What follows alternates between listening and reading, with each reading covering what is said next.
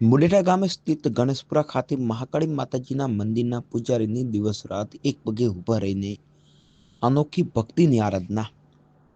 બનાસકાંઠા જિલ્લાના ડીસા તાલુકાના મુડેઠા ગામના ગણેશપુરા ખાતે સ્થિત મહાકાળી માતાજીના મંદિરે છેલ્લા 14 મહિનાથી પૂજારી તરીકે ગોસ્વામી ગોવિંદગીરી અમનાથગીરી માતાજીની ભક્તિમાં લીન થયા છે અને અનોખી ભક્તિ જોવા મળી રહી છે.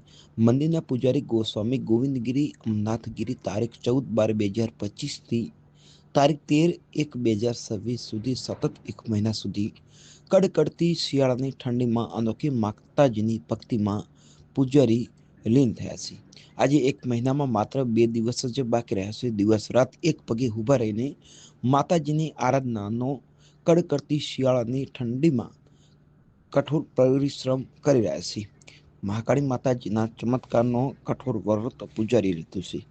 ખાસ કરીને પૂજારી બાપુ આ સમયગાળા દરમિયાન માતાજીની નિરંતર પૂજા અર્ચના કરી રહ્યા છે.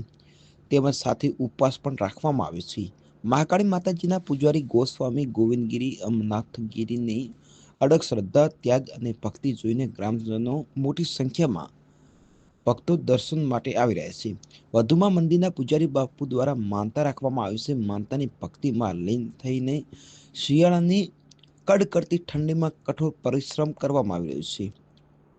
દરમિયાન એક પગે ઊભા રહીને સતત માતાજીની આરાધના કરી રહ્યા છે અને રાત્રે દરમિયાન આરામ કરવો હોય તો પણ એક પગે ઊભા રહીને જે જગ્યાએ ઊભા છે તે જ જગ્યાએ જે રાત્રે દરમિયાન પણ સૂઈ પણ રહ્યા છે.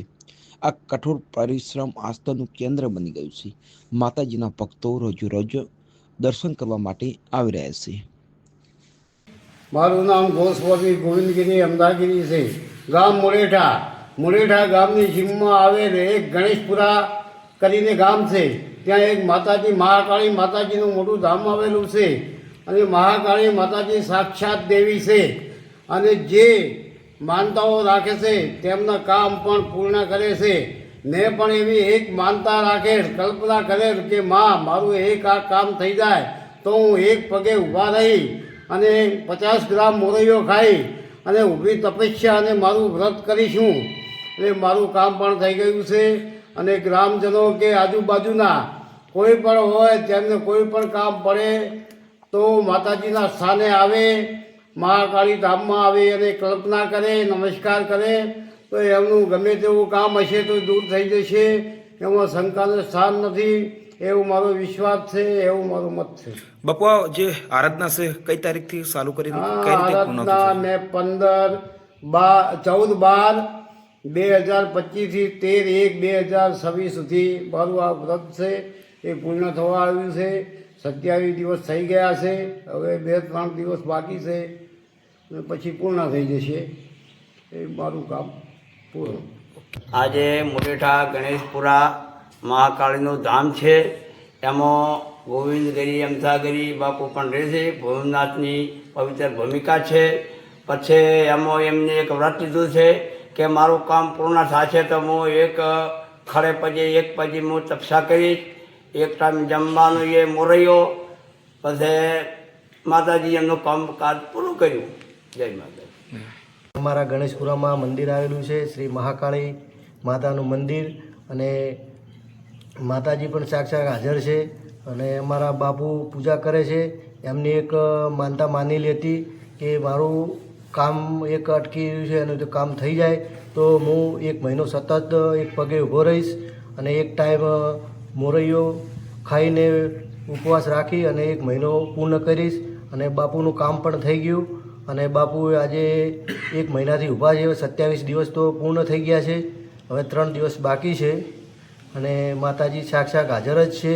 કોઈ બી માનતા રાખે એનું પણ કામ પૂરું થાય છે. અને અમારે પણ એક ગણેશપુરામાં એક મંડળ બનાવેલું છે, મહાકાળી યુવક મંડળ. અમારા માટે પણ માતાજી સાક્ષાત હાજર જ છે અને કોઈ બી મનોકામના હોય તો માતાજીને અરજ કરજો, પણ માતાજી તમારી પણ પૂર્ણ કરશે. જય માતાજી. આ જગ્યા બહુ તપસ્વી ભૂમિકા છે અને ભોમારોમનું તપ કરેલું જે આજે સફળ દેખાય છે અમને. અને આ પૂજારી તરીકે ગોવિંદગીરી બાપુએ પણ એમને મનથી માનતા રાખી અને એમનું કામ પૂરું કર્યું અને આજે 1 મહિનાથી ઉપવાસ કરી એકટાણું કરી અને આ આખા જે મંદિરને આ ધામની શોભા વધારી છે અને ગામના પણ આશીષ માટે એમની આ તપસ્યા આદરી છે. ઓકે. જય માતાજી.